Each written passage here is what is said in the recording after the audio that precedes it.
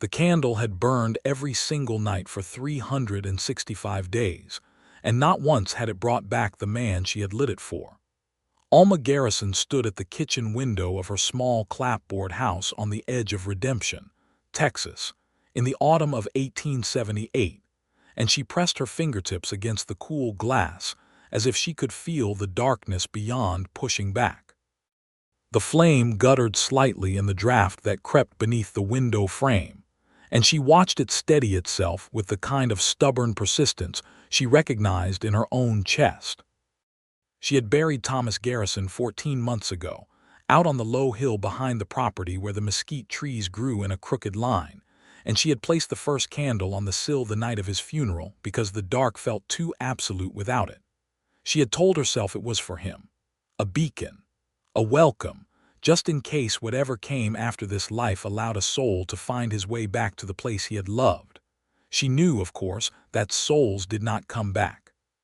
She was 31 years old and she had grown up on the frontier, and she understood death the way you understand cold water, not theoretically, but in the bones. Her father had died of fever when she was 9. Her first child, a boy they had called William, had lived only 4 days before the summer heat, and some unnamed illness had taken him before he could even open his eyes properly. Thomas had been strong and broad-shouldered, and he had laughed easily, and a runaway freight wagon on the main street of Redemption had ended 34 years of that easy laughter in a single, unremarkable afternoon in August of 1877. So Alma was not naive. She was not lighting the candle because she believed in miracles. She was lighting it because she did not know what else to do with her hands at night. The house was a modest 2-room structure with a covered porch that Thomas had added the summer before he died, and a small barn behind it where she kept 2 horses and a milk cow named Bess. The property sat at the western edge of town, where the flat scrubland began its slow argument with the horizon, and on clear nights the sky was so full of stars that it felt almost aggressive in its beauty. Thomas had loved that sky. He had been a man of few decorative words, but he had spoken about that sky often, as though the stars were something he felt personally responsible for. Alma had been managing the property alone since his death. She had a small income from a vegetable garden she sold from twice a week at the market stall in town, and from mending and sewing that the other women in Redemption brought her in quiet, sympathetic bundles. She was not destitute. Thomas had not left debts, but the work was relentless, and the silence of the house was a weight that settled differently on her shoulders as each season changed. She had good neighbors in the Peralta family 2 properties east, and she had her friend Dorothea Hale, who ran the dry goods store with her husband Frank, and who brought Alma coffee and conversation on Thursday afternoons with the regularity of a church service. Dorothea was a practical woman with a loud laugh and an opinion about everything from cattle prices to the territorial governor, and she was the closest thing Alma had to a confidant. It had been Dorothea who had first said, gently, in the spring of 1878, that perhaps Alma ought to consider allowing some company, a caller or 2. There were decent men in Redemption and in the surrounding counties, men who had noticed Alma at the market or at Sunday services, men who had spoken to Frank Hale with careful, hopeful questions. Alma had thanked Dorothea and changed the subject. It was not that she did not understand loneliness. She understood it entirely. It was that she was not yet ready to put down the weight she was carrying, because putting it down would mean acknowledging that the thing she had been carrying was grief, and acknowledging grief meant acknowledging that Thomas was truly and permanently gone, and some part of her was not ready to make that concession. So she kept the candle burning, not in delusion, just in the way that you hold onto the last page of a letter, even after you have read it a dozen times, because folding it back up feels too final. October arrived that year with a cold edge that came in from the north, and made the mesquite trees rattle at night like dry bones. Alma had brought in her last harvest of squash and dried beans, had laid in enough firewood to see her through February, and had made arrangements with the Peralta boy 16-year-old Marco, to help her with the heavier outdoor work through the winter in exchange for $2 a month in Sunday meals. She was organized. She was competent. She was, in almost every practical sense, fine. And then on a Tuesday morning in the second week of October, a stranger rode into Redemption on a gray mare with a slight favoring of the left foreleg, and Alma Garrison's carefully organized life began, without her knowledge or consent, to rearrange itself. She did not see him arrive. She was at her market stall, arranging the last of her winter squash in a row, when she heard the commotion near the livery stable at the far end of the main street. She looked up without particular interest. Strangers came through Redemption regularly enough. It sat on a route between two larger towns, and the cattle trade meant drifters and cowboys, and the occasional traveling merchant passed through with some frequency. What she noticed, because she could not help noticing, was the horse. The gray mare was limping badly as the rider walked her slowly past the market row, and Alma had enough experience with horses to recognize an animal in real distress. The man on the horse had already dismounted and was walking beside her, which told her something about him before she had seen his face clearly. A man who cared about his horse's pain enough to get off and walk alongside her in the middle of a public street was a man with a particular kind of character. He was tall and broad through the shoulders, wearing a worn canvas duster that had seen considerable weather and a dark hat that was dusty from the trail. He had dark hair that curled slightly at the collar and a jaw that carried several days of beard growth. He was leading the mare gently toward the livery stable, speaking to her in low words that Alma could not hear from her stall but could see in the movement of his lips. She looked away. She was not in the habit of staring at strangers. She sold her squash and her dried beans and a bundle of dried sage to old Mrs. Connolly, and she packed her empty crates back onto her small wagon, and she drove home without thinking further about the man with the limping horse. Except that she did think about him, a little in the way that small details sometimes lodge themselves in the mind without permission. She lit the candle that night and went to bed. The following Thursday, Dorothea Hale arrived at Alma's door with 2 cups of coffee balanced in her capable hands, and her expression arranged in the particular configuration that meant she had news she was barely containing. "There is a man," Dorothea said, before she had even fully sat down at Alma's kitchen table. "There are many men," Alma said. "That is generally true of most places. Do not be smart with me, Alma Garrison." Dorothea set down the coffee cups with a small bang. "There is a specific man. He arrived Tuesday. He is staying at the boarding house. He was a horse wrangler up in the Panhandle region for the last several years, and before that he worked cattle drives out of Abilene. He is 35 years old and he is not married, and he does not appear to be the sort of man who drinks himself into a ditch, which is saying something in this town. Why are you telling me this? Because Frank spoke to him yesterday at the hardware store, and apparently he is thinking of staying. He has some money saved. He is looking at the old Bauer property north of town, the one that has been sitting empty since old Heinrich Bauer went back east. That property needs a tremendous amount of work," Alma said. "Yes, and he appears to be a man capable of tremendous amounts of work." Dorothea wrapped both hands around her coffee cup and looked at Alma with the particular patience of a woman who has been friends with someone for long enough to know when they are deflecting. "His name is Jacob Ramsey." The name sat in the air between them for a moment. "All right," Alma said. "All right," Dorothea agreed, and they drank their coffee and talked about other things, because Dorothea was wise enough to know when to plant a seed and when to stop watering it. Alma thought about the name for 2 days before she could identify why it had stayed with her. Then she realized it was because Frank Hale did not speak well of people casually. Frank was a careful, measured man who had known half the territory and had opinions about character that were worth something. If Frank Hale had spoken about Jacob Ramsey in a tone that Dorothea could relay to her as favorable, that was actual information. She was not, she told herself firmly, interested in the man. She was simply filing the information in the same place she filed all useful information about her community. She lit the candle that Thursday night and watched the flame for a long time before she went to bed. The first time she spoke to Jacob Ramsey, it was not because she sought him out. It was because his gray mare, whose name she did not yet know, appeared at her property line on a cold Saturday morning, standing loose and hobbled beside Alma's fence, looking miserable and uncertain. Alma came out onto her porch with her morning coffee and saw the mare and said, quietly, to no one in particular, "Where have you come from, then?" She set down her coffee and walked to the fence. The mare was still favoring the left foreleg, but it looked better than it had on Tuesday, which meant someone had been treating it properly. The horse was wearing a halter but no lead rope, which meant she had pulled free from somewhere and wandered.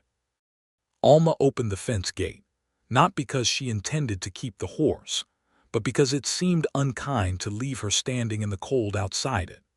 She was filling a bucket with water from the well for the mare when she heard the sound of boots on dry ground and looked up to see a man coming across the scrubland from the direction of the old Bower property at a long, unhurried stride.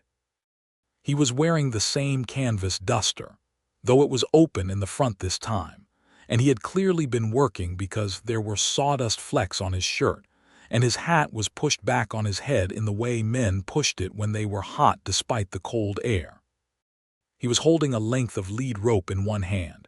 He stopped at her fence line and took off his hat. "I apologize, ma'am," he said. "She got away from me while I was working on the fence post. I hope she has not given you trouble."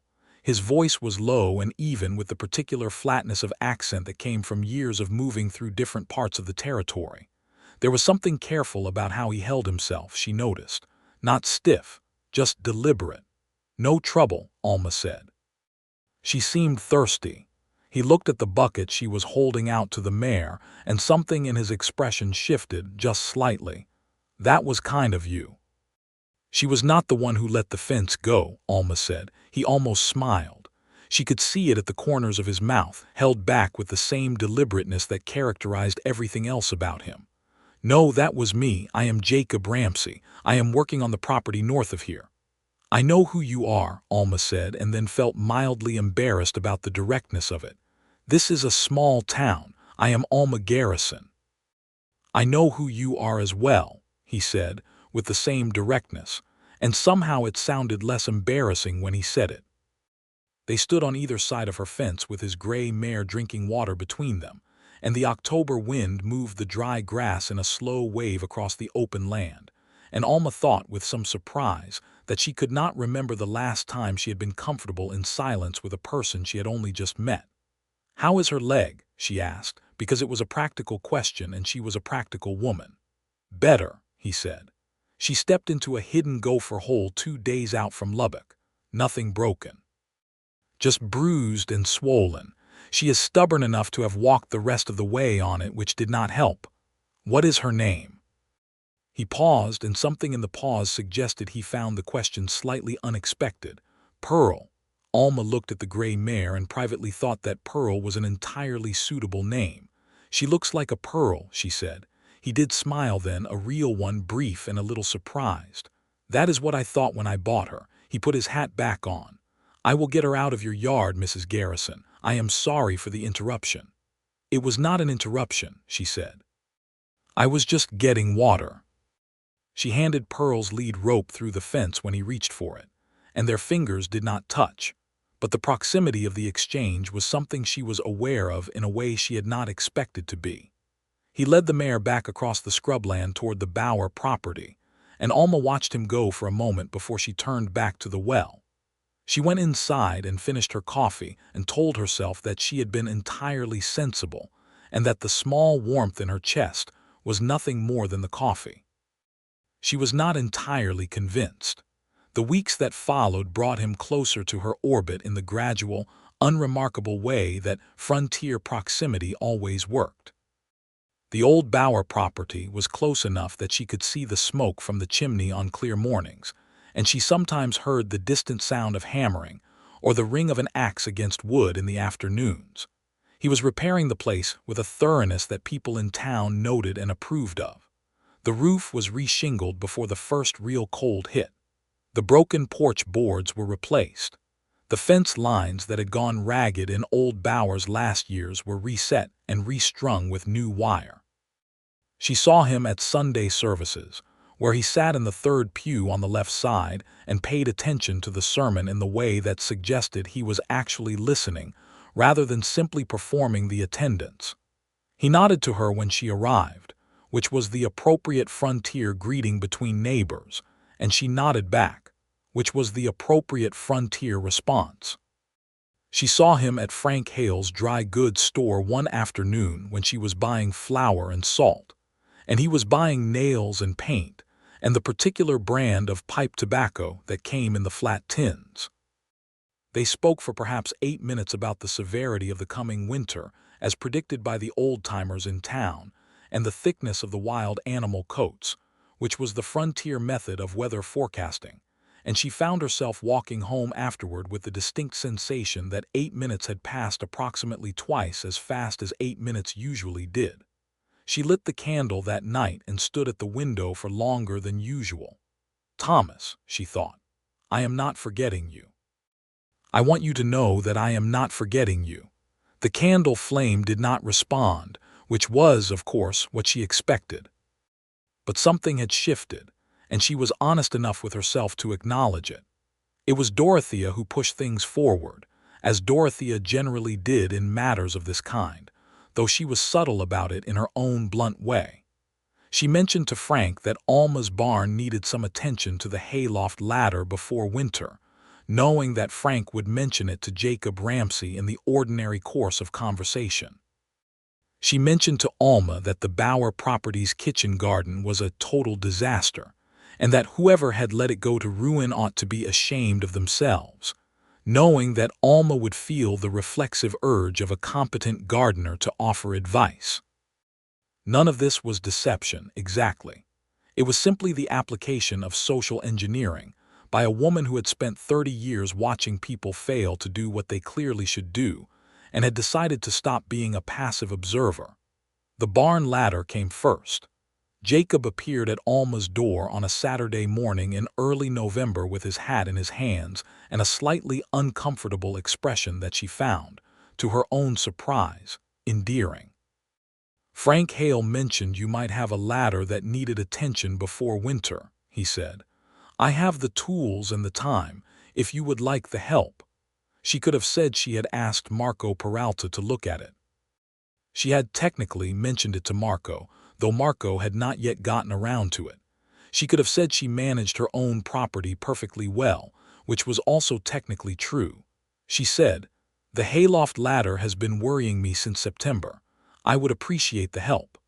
He fixed the ladder in an hour and a half, replacing 3 rungs and reinforcing the brackets at the top with new hardware he had brought with him.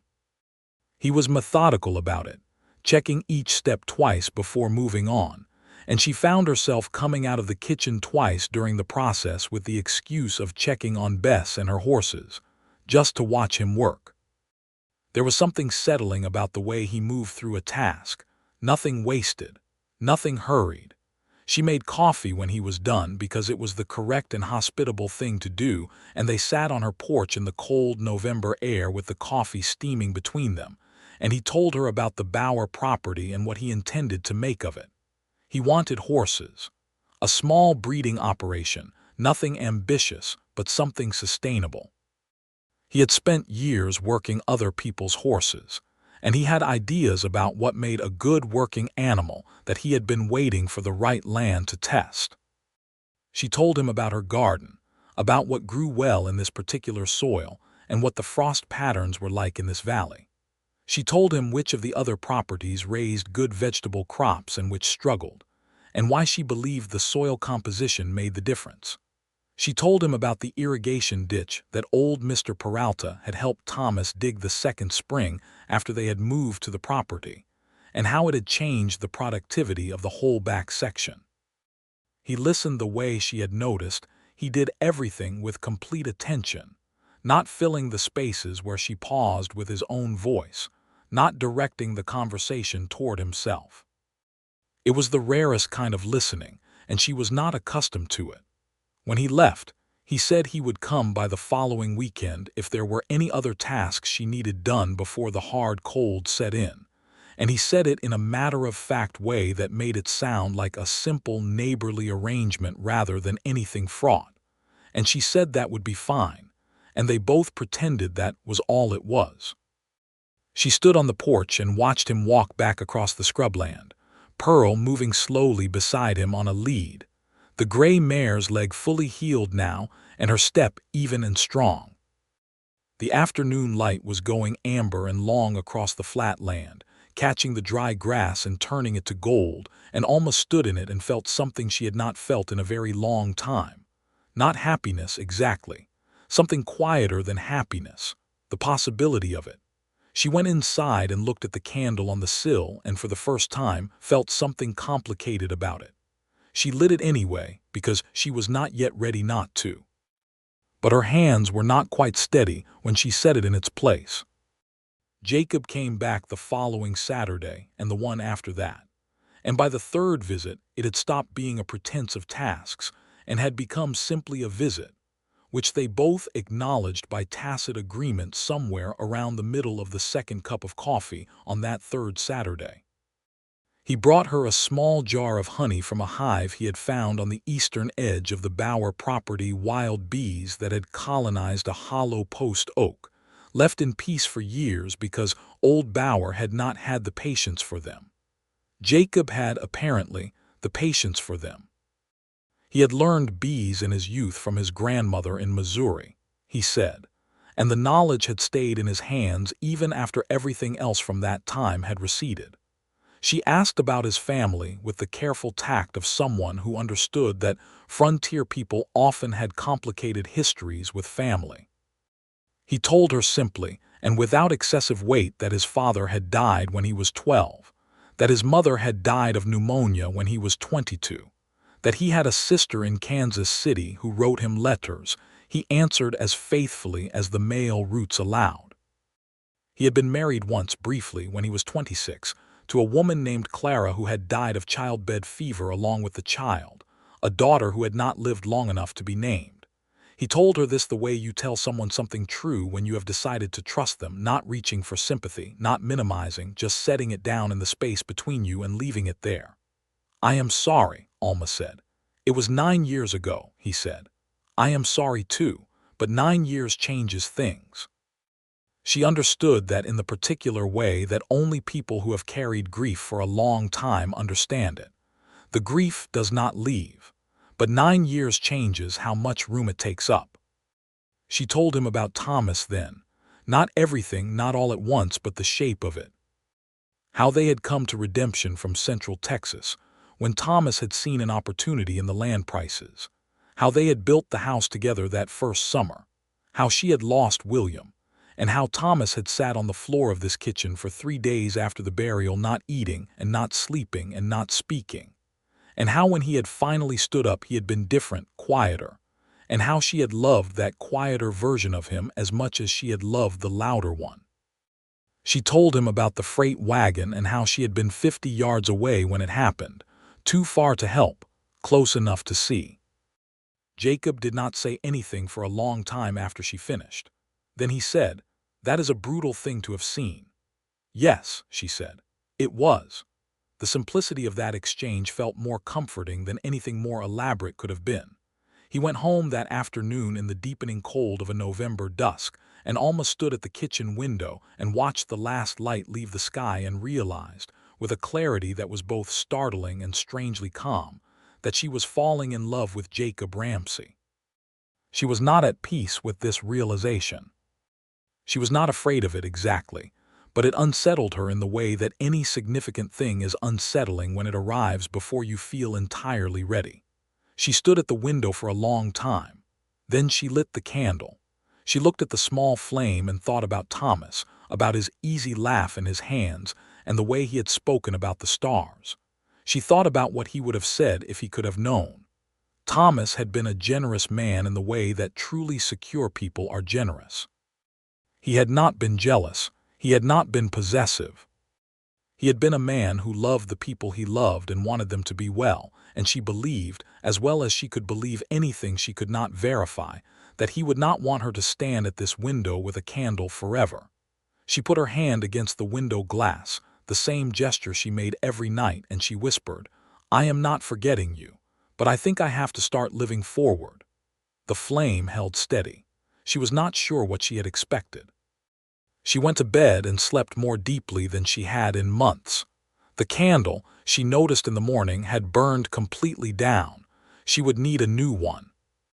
She bought 3 new candles from Frank Hale's store on Thursday, and she lit one that night and the next. But something had changed in the quality of the ritual. It was no longer a vigil. It was becoming something else, not grief, but memory. Not waiting, but honoring. The distinction mattered to her. The first Thursday of December, Dorothea arrived for coffee with the expression of a woman barely managing her own satisfaction. She had been observing the situation from a polite distance, and she clearly felt the distance had gone on long enough. "Jacob Ramsey," she said, without preamble, sitting down at the kitchen table. "Good morning to you too, Dorothea," Alma said. "Do not play innocent with me. He has been here every Saturday for 6 weeks.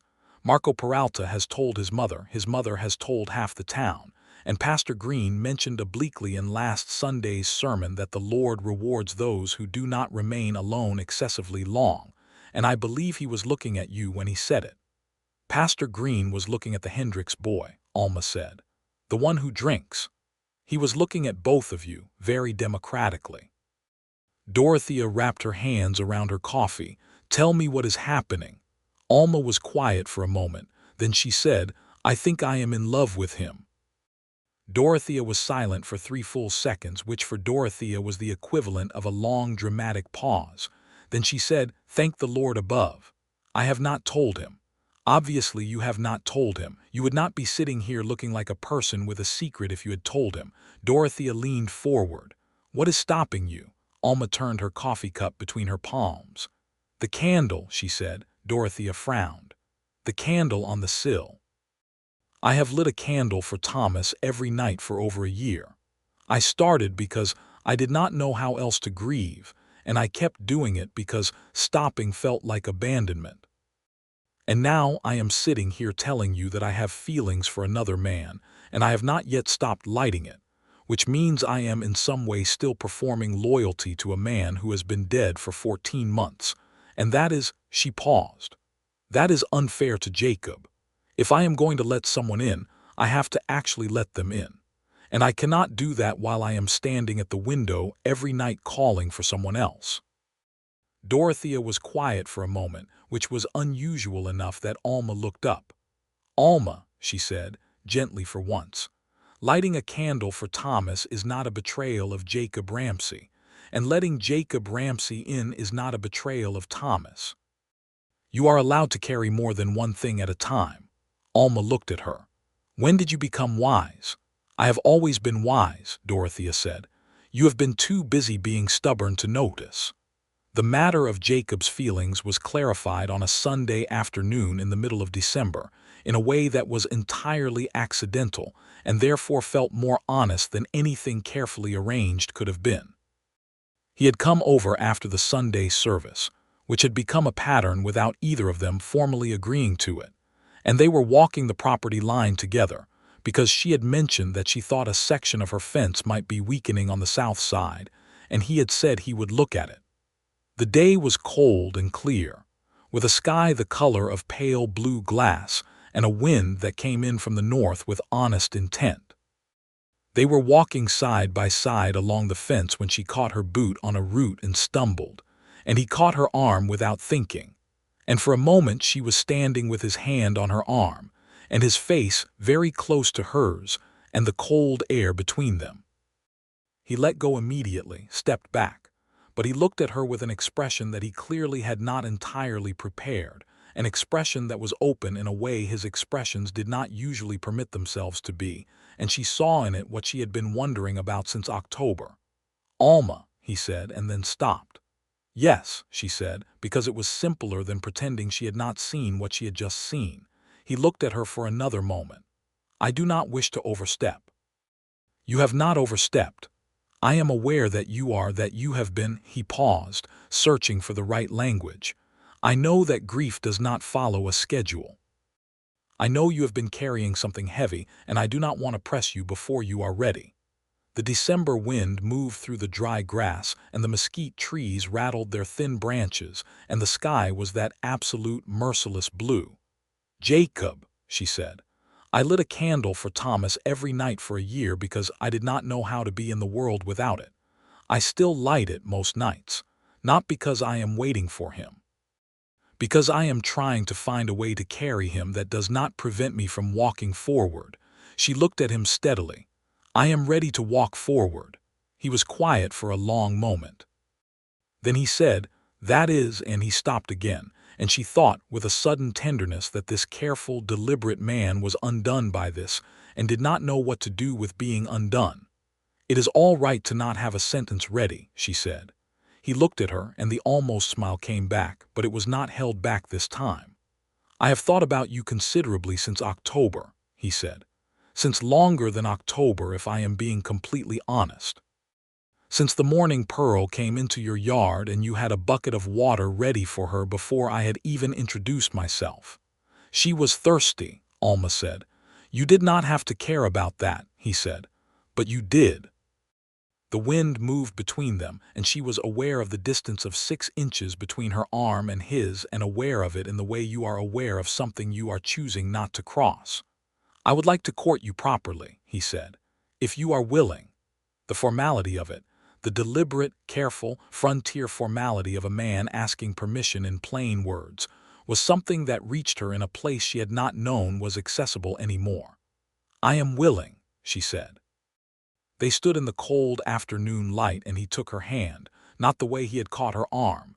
This was intentional, a simple taking of her gloved hand in his, and she felt it through 2 layers of wool and leather, and still it registered as warm. They walked the rest of the fence line together, hand in hand, and the day held them without ceremony, and it was enough. December deepened, and so did everything between them. He came for Sunday dinners now openly, without the pretense of tasks, and she cooked the meals she liked to cook: venison stew, cornbread, dried apple pie when she had the dried apples to spare. And they sat across the table from each other and talked about the things people in love talk about when they are being careful with each other. The past, slowly. The future, tentatively. The present, gratefully. She learned that he had come to redemption not entirely by accident. He had been drifting south and west, working horse operations where the work was available, and he had stopped in redemption because Pearl's leg had forced the stop. But he had stayed because something about the town had felt like a place where stopping might make sense. He had not been looking for something when he arrived, he said, but he had found something anyway. She learned that he was a man who woke before dawn habitually, who drank his coffee black, who read whenever he could acquire books and held onto them carefully, because books were hard to come by out here and deserved respect.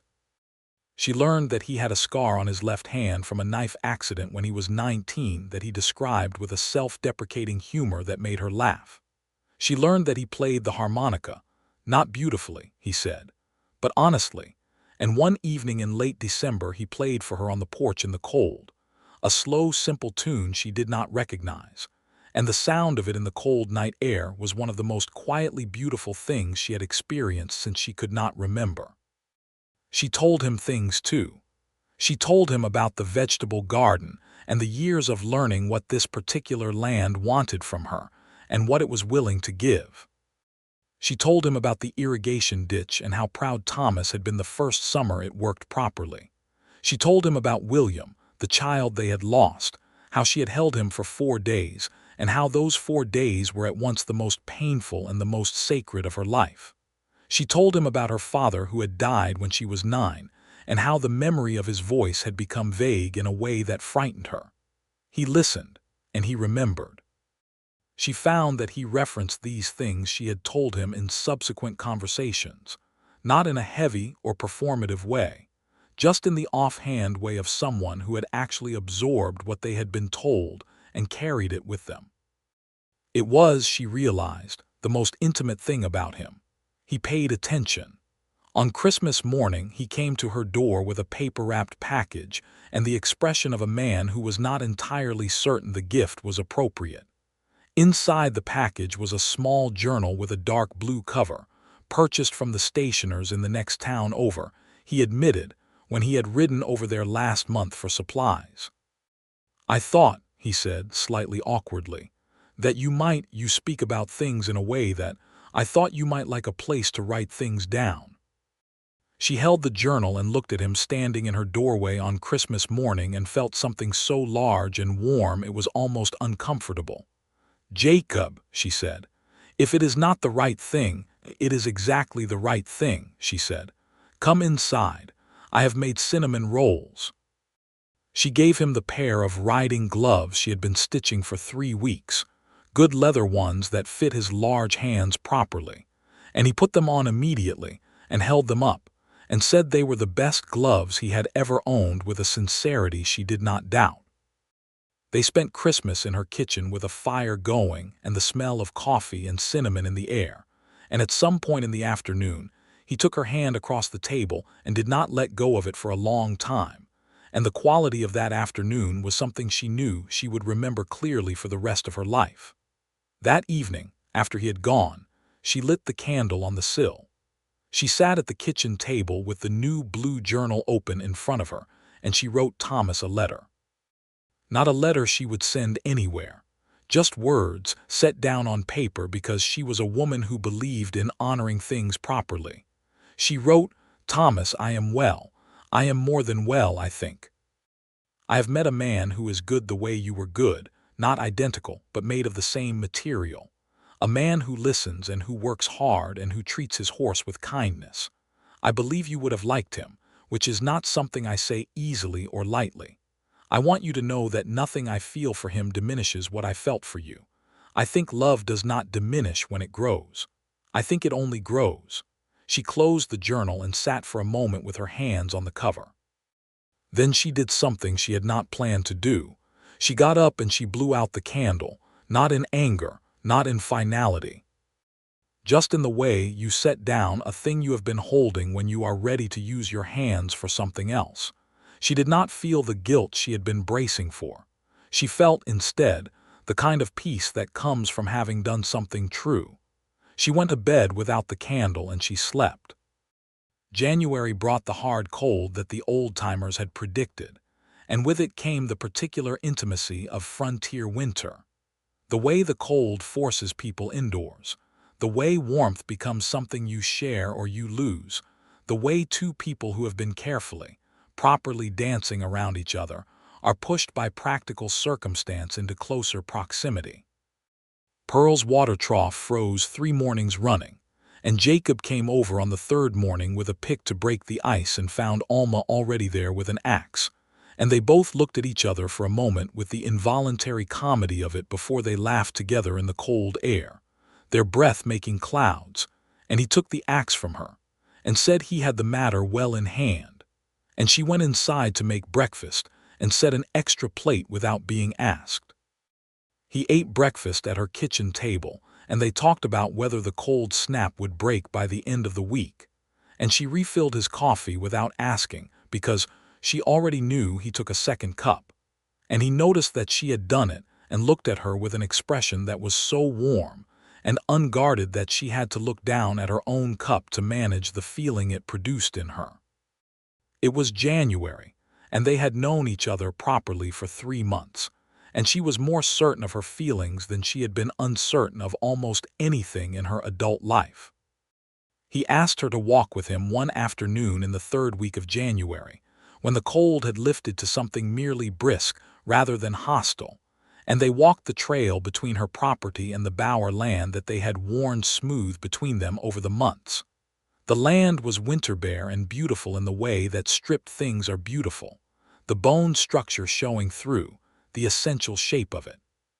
He stopped on the slight rise that looked back over both properties, hers to the south, his to the north, and the town visible in the middle distance with its thin columns of chimney smoke.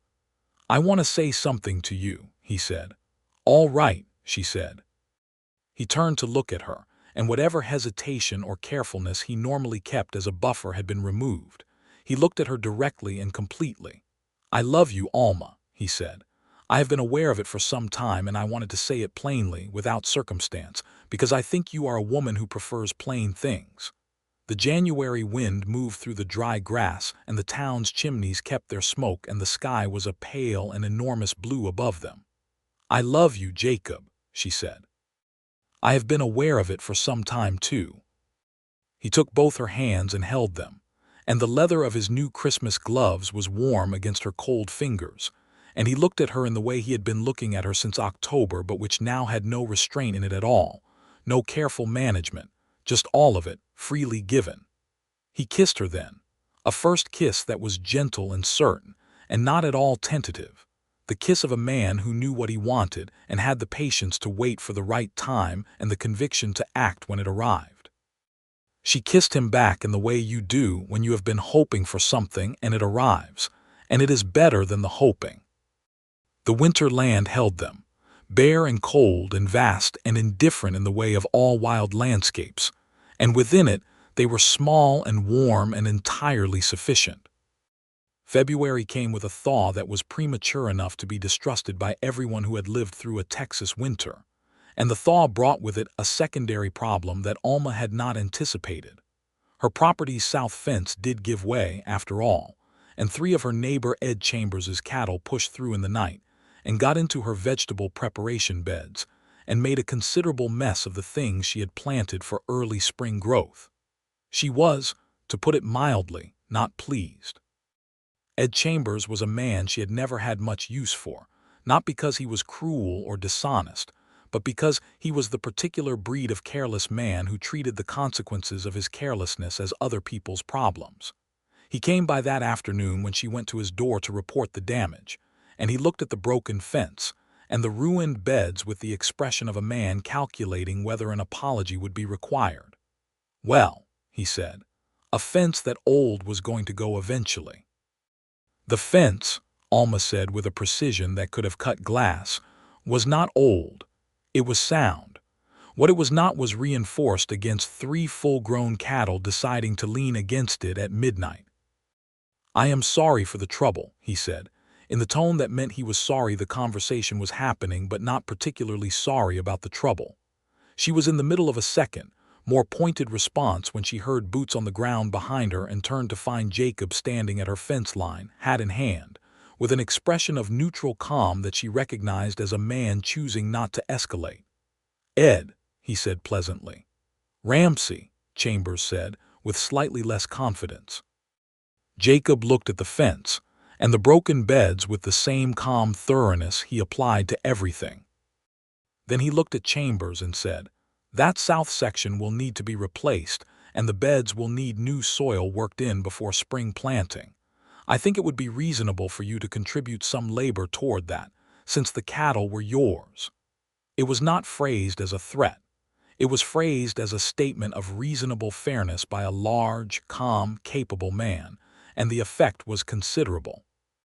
Chambers looked at the fence and at Jacob and at Alma and made the practical calculation of a man who understood when he was outmatched in the court of reasonable expectation. "I suppose I can spare a hand for a day," he said. "That would be good," Jacob said. "Thursday would suit, I think." Chambers left and Jacob looked at Alma and she looked at him, and they stood there for a moment before she said, "I was handling that." "I know you were," he said without apology. "I simply wanted to make sure he handled it too." She considered this. "Thursday suits," she said.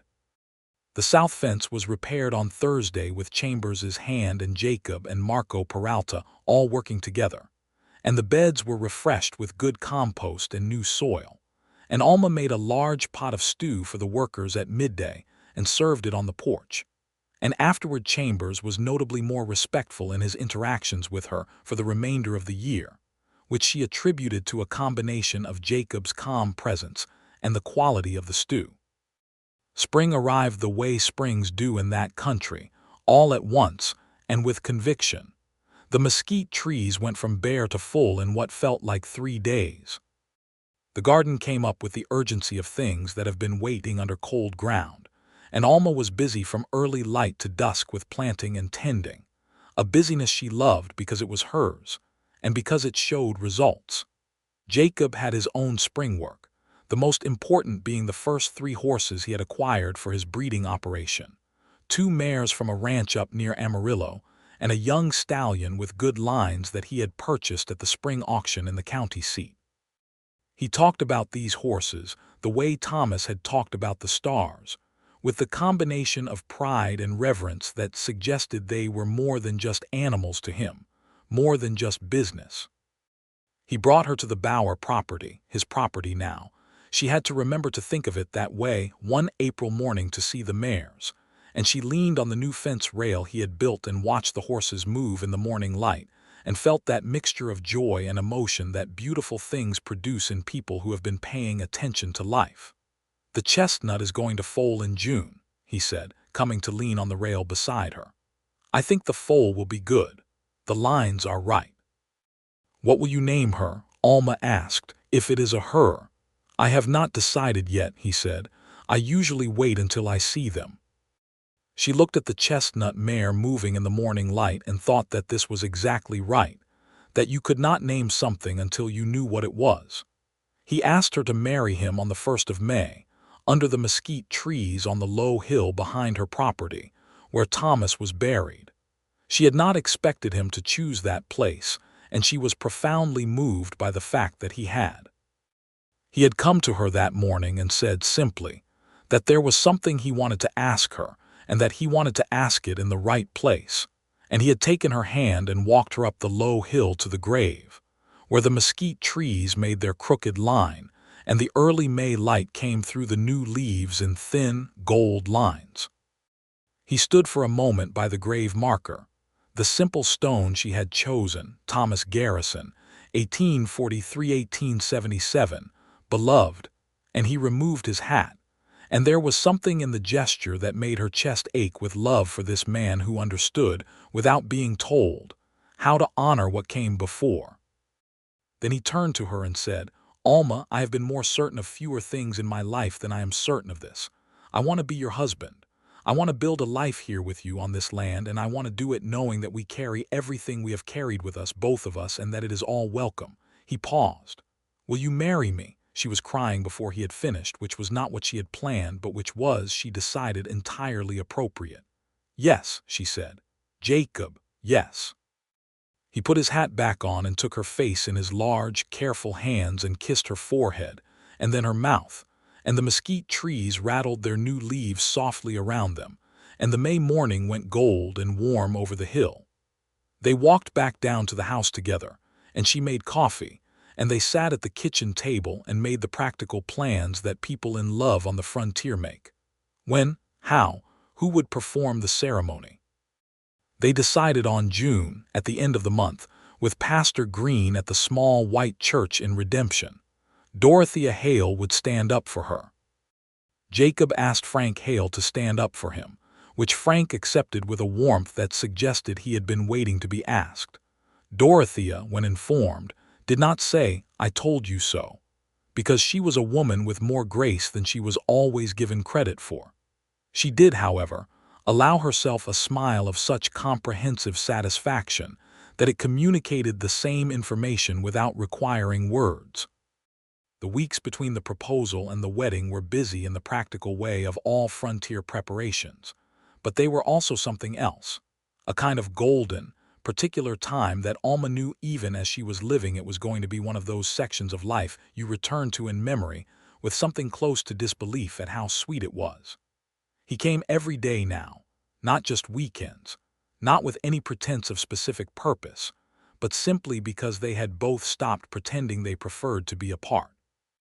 He worked his horses in the mornings and came to her in the afternoons, and she worked her garden in the mornings and came to his fence in the afternoons, and they met somewhere in the middle and walked and talked, and sometimes simply stood in the evening light, because the evening light in that country was a thing worth standing in.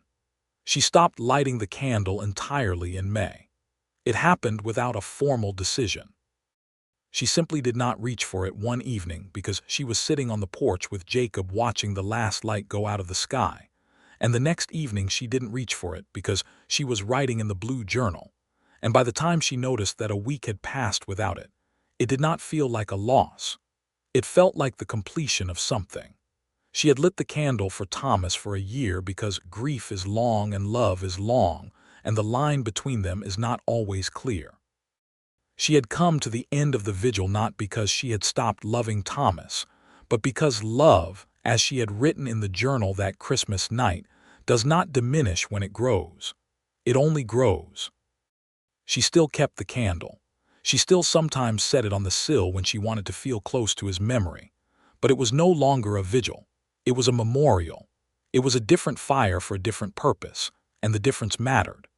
They were married on the 23rd of June, 1879, on a Saturday morning with the summer heat already building before 9 o'clock, and the white church packed with nearly everyone in Redemption, because in a town that size a wedding was an event. The Peralta family occupied an entire pew. Old Mrs. Connolly wore her best hat. The Chambers family came, which was something, and Ed Chambers shook Jacob's hand afterward with what appeared to be genuine goodwill, either reformed by the incident of the fence or by the recognition that Jacob Ramsey was a man whose goodwill was worth having.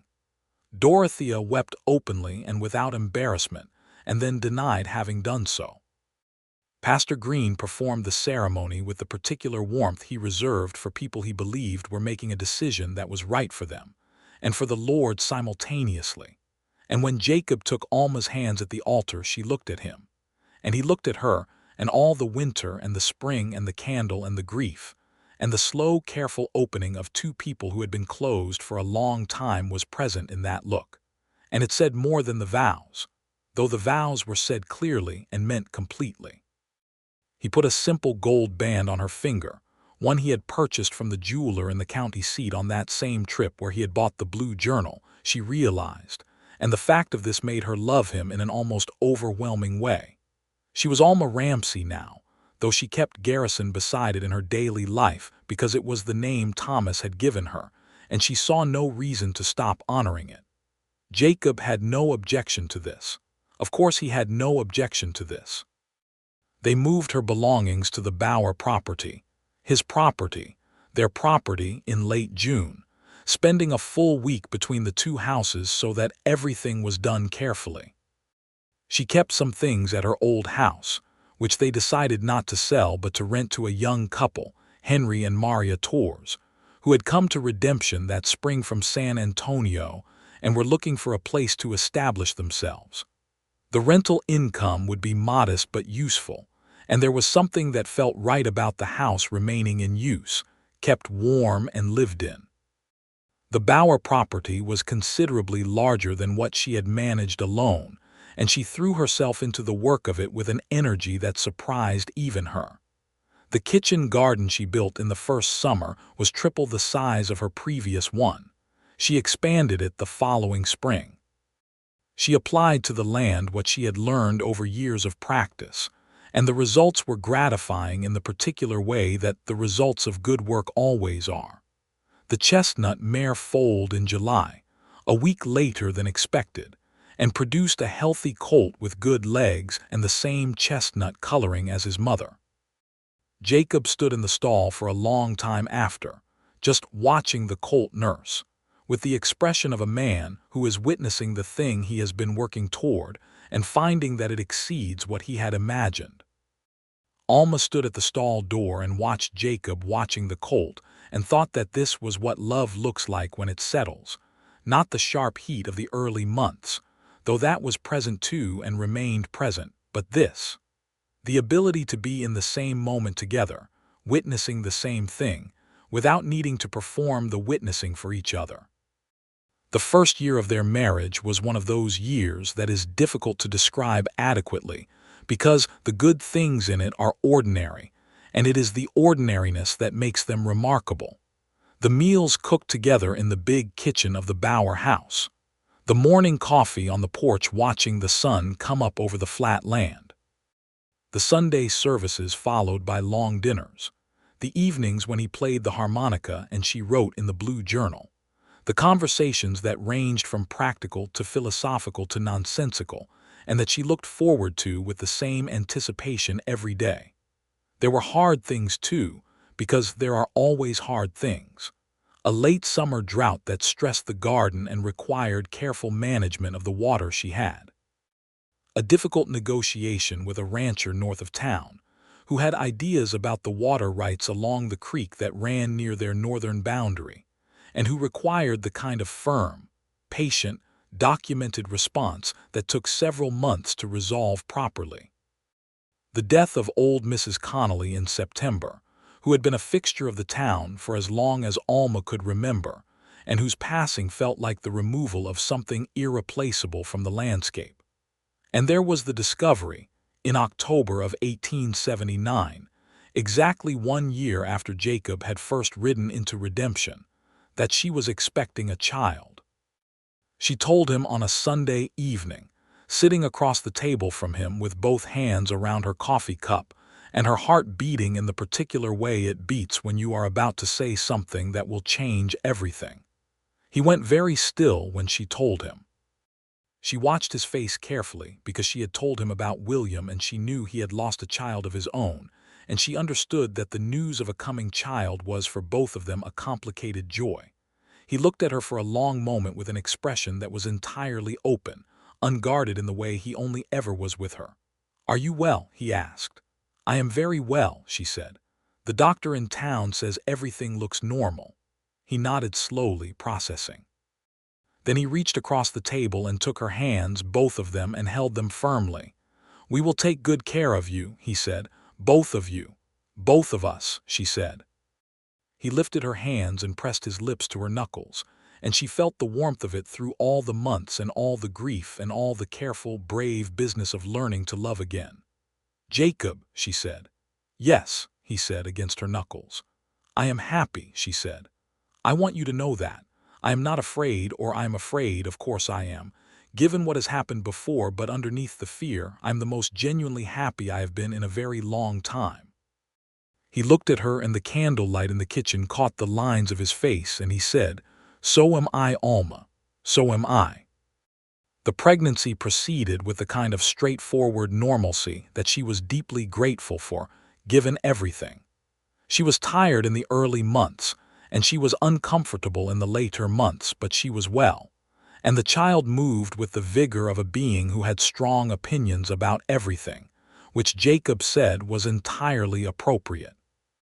She worked her garden until November, when the cold made it impractical, and she mended and sewed through the winter months, and she wrote in the blue journal, and she sat on the porch in the weak winter sunlight, wrapped in a heavy blanket, and watched Jacob with his horses, and thought about all the ways the world could be good. She told him one February evening, with the fire burning and the wind outside and her hands resting on her large belly, that she wanted to name a son Thomas if it was a son. She had thought about this carefully, and she wanted to be clear about why. Not because she was reaching backward, but because Thomas Garrison had been a good man and good men deserved to have their names carried forward. Jacob was quiet for a moment. Then he said, "Thomas Jacob Ramsey." She looked at him. "If you are willing," he said. 2 names, one from each. She was quiet for a long moment and the fire crackled, and outside the February wind moved across the flat land. "Yes," she said, "that is exactly right." Thomas Jacob Ramsey came into the world on the 5th of March, 1880, in the big bedroom of the Bower house, with the doctor from town and Dorothea Hale in attendance, and Jacob in the kitchen, wearing a path in the floorboards that would still be faintly visible 20 years later. The birth was long but uncomplicated, and when the doctor brought Jacob into the room and he saw Alma holding a healthy, loud, red-faced boy, he sat down on the edge of the bed beside her and put his arm around her and looked at the child with an expression that she would see in the blue journal, written down that same night in whatever spare minutes she had, described as the purest thing she had ever seen on a human face.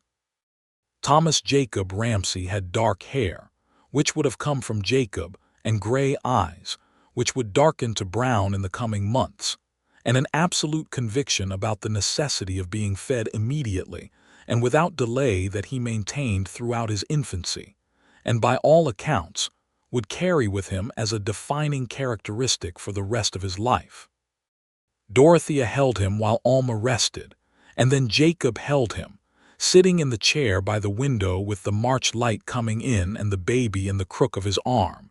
And the quality of that silence in the room was the kind that has weight and substance, the kind that you can feel physically, like a presence. "Hello," Jacob said to his son, very quietly. "I have been waiting for you." Alma, watching from the bed, pressed her hand against her mouth and breathed. In the weeks following the birth, their life acquired the new rhythm that children impose on all things, the interrupted nights and the urgent mornings and the particular exhaustion that is somehow not entirely unpleasant because it is purposeful. They managed it together, genuinely together, which was something Alma had not fully experienced before, and which struck her repeatedly as one of the great gifts of this marriage. Jacob was not a man who considered the care of a child to be a woman's exclusive domain. He was up in the night as often as she was. He held Thomas on the porch in the early mornings and talked to him in the low, careful voice he used with his horses, describing the land and the sky and the horses by name, which she found so unbearably sweet that she sometimes had to go back inside to collect herself.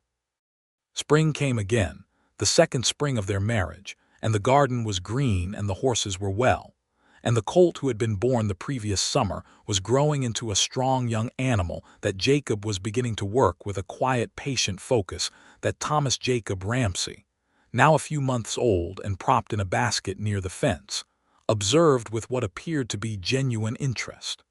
Redemption had changed a little in the years since Alma had first come to it.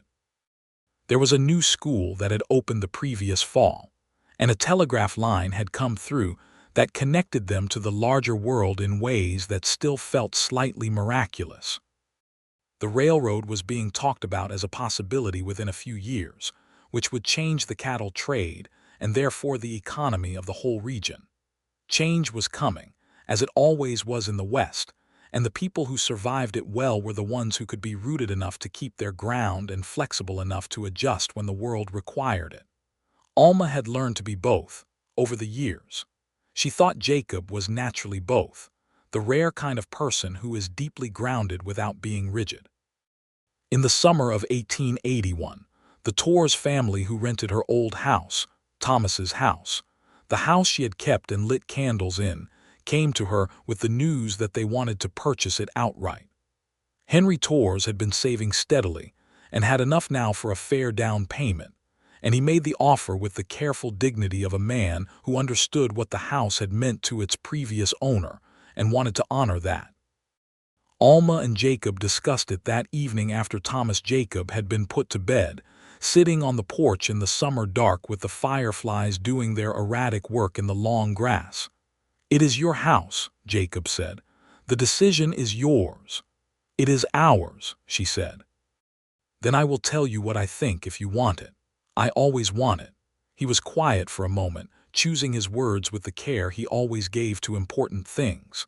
"I think the Torreses would keep it well. I think Thomas would have liked the idea of a young family in it, building their own life in the walls he built. I think you have made a home here." He gestured back at the Bower house, their house, "and I think letting the old house go is not losing it. It is letting it become something new, which is what houses are supposed to do." She looked out at the fireflies and the dark field and the shape of the mesquite trees on the hill in the distance where Thomas was buried. "Yes," she said, "I think you are right." She sold Thomas's house to the Torres family for a fair price, and she used part of it to build a proper covered well for the Ramsey property and part of it to put toward the breeding operation's next expansion. She cried the day she signed the papers quietly, and Jacob stood next to her with his hand at the small of her back and did not try to stop her or hurry her through it. He simply let her feel what she needed to feel, which was the thing she had always needed and which he had always understood to give. On the last day of the year 1881, they sat on the porch as the winter dark settled, their son asleep inside, the land around them quiet and cold and enormous. Jacob said, without leading up to it the way he sometimes spoke, the thoughts already fully formed when they arrived. "I am grateful to have come here." "Pearl's leg brought you here," Alma said. "Pearl's leg and whatever decides where a man ends up," he said. "Whatever it is that decides that." I had been drifting a long time before I came to redemption. I had been telling myself the drifting was freedom. I think it was the opposite of freedom. I think I was afraid to stop anywhere because stopping somewhere meant acknowledging that I was trying to build something I had already lost once. She looked at him in the dark. "When Pearl came into your yard," he said, "and you already had the bucket out," he shook his head slightly. "I knew, right then, that this was a person who would not be careless with things." "I am sometimes careless," she said. "Not with things that matter," he said. She took his hand, the gloved hand. He wore the leather gloves she had given him that first Christmas still, though they had been resoled and repaired twice, and she held it. "I am grateful too," she said. "I was when Thomas died. I thought I knew what the rest of my life was going to look like, and it was not a terrible life. It was a good life, but it was a life lived alone, and I had made my peace with that. And then Pearl needed water," he said. "And then Pearl needed water," she agreed. "And a very stubborn man would not let go of the idea that I deserved more than peace." "You deserve considerably more than peace," he said. And he said it with the simple, direct conviction that was his particular way of meaning something absolutely. She leaned her head against his shoulder, and they sat in the winter dark of the last day of 1881, and the horses moved quietly in the barn and somewhere in the house. Their son slept the secure sleep of a child who has no reason to believe the world is anything other than warm and good. The years that followed were the years of their life together, built slowly and with intention, the way all worthwhile things are built. Jacob's breeding operation grew to a reputation that extended beyond redemption and into the neighboring counties, and men came from considerable distances to look at the Ramsey horses and to do business with the quiet, methodical man who had strong opinions about bloodlines and the patience to prove them right. Pearl lived to a remarkable age and was never used for breeding or hard work in her later years, simply kept and cared for and allowed to graze the Ramsey pasture for as long as she wished, which Jacob considered the correct repayment of a considerable debt. Alma's garden became something of a local institution. She expanded it over the years and began selling not just produce, but preserved goods, jams and pickles and dried herbs, that developed a following at the county market. She taught garden workshops eventually, when the school asked her, because she knew things about this particular soil and this particular climate that were worth passing on, and the practical transfer of hard-won knowledge was something she considered a genuine pleasure. She filled 3 of the blue journals in the years of her marriage, and Jacob bought her new ones on each birthday and each Christmas, always the same dark blue cover, because some things you keep when they are right.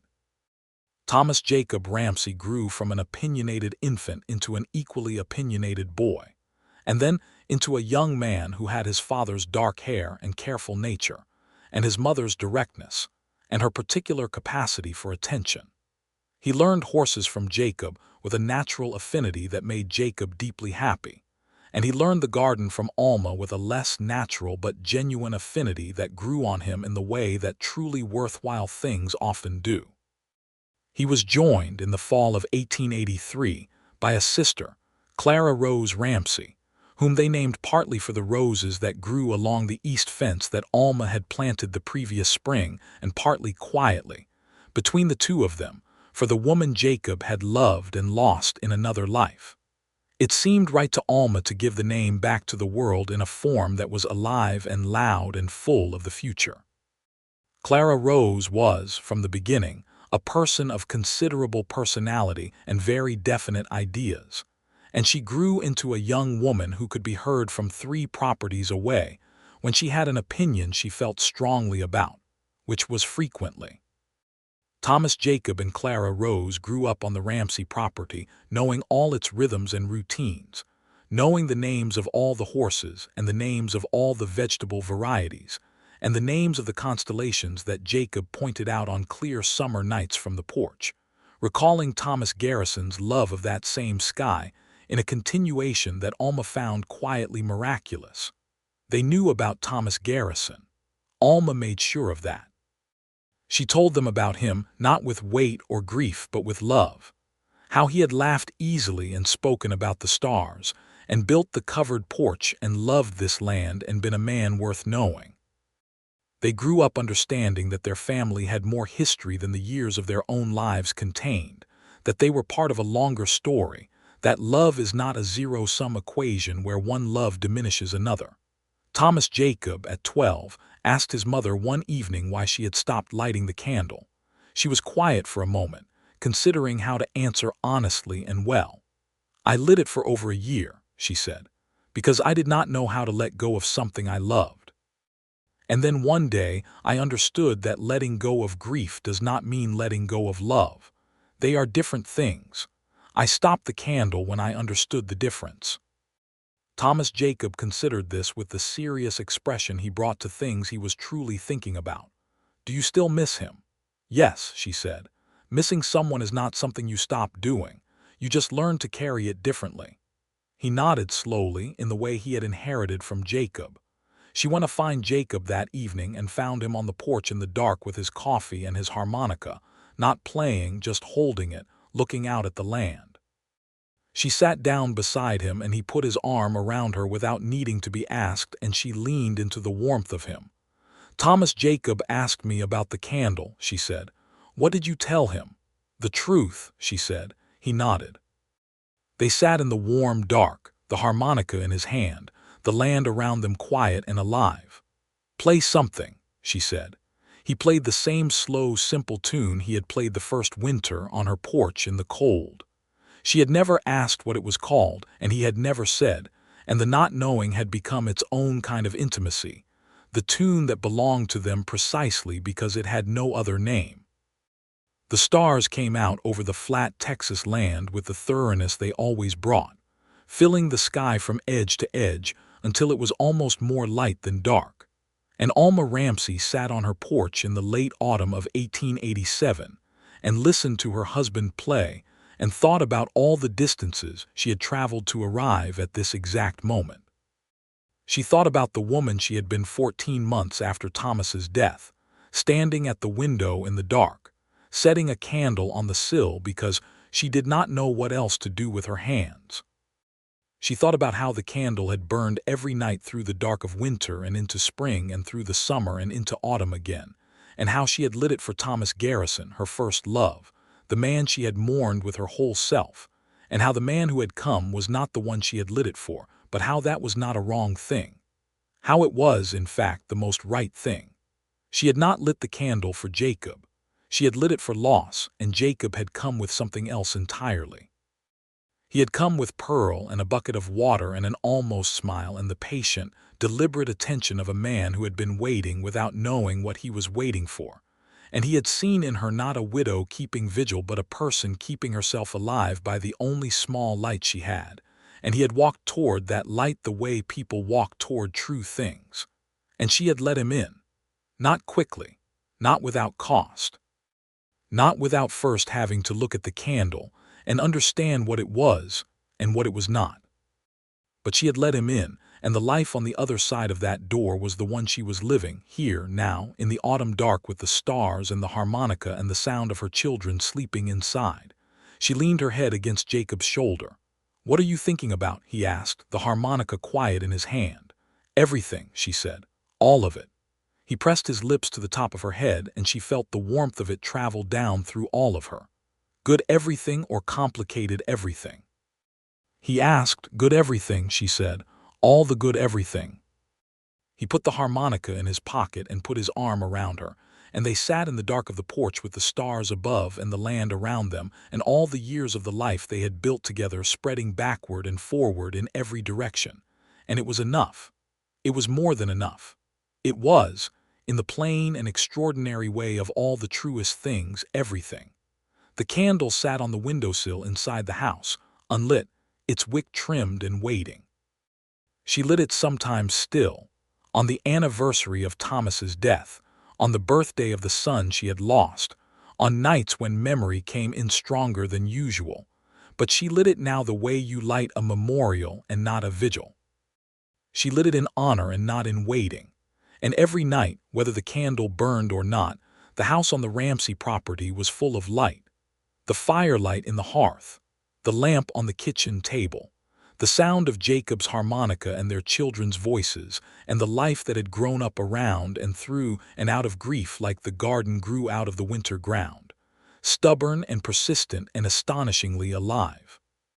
Outside, the Texas stars burned without apology over the flat land, the same stars Thomas Garrison had loved and talked about and left behind, and Alma Ramsey looked up at them from her husband's shoulder and felt, with a completeness she had not known she was capable of any more, that she was exactly where she was supposed to be, in a life that was exactly what it was supposed to be. The harmony of it was not perfect. Life on the frontier was never perfect. There were hard seasons and hard negotiations and hard losses still to come, as there are always in any true and continuing life. But it was hers, genuinely, fully, joyfully hers. And beside her was the man who had come, not the man she had lit the candle for, but the man who had been brave enough to come anyway, to cross the scrubland toward a small light in a widow's window, and to find in doing so the life he had been looking for without knowing its name. Jacob Ramsey, who had come to redemption because a horse needed water and had stayed because a woman with a bucket had shown him, without saying a single word about it, what it looked like to care for things. Alma Ramsey, who had lit a candle for loss and had found in the light it threw a way forward into love. The moon came up over the mesquite trees, and the harmonica began again, and the night held them gently, as all good endings should, with the quiet, sufficient, unhurried grace of a thing that has found its right shape at last.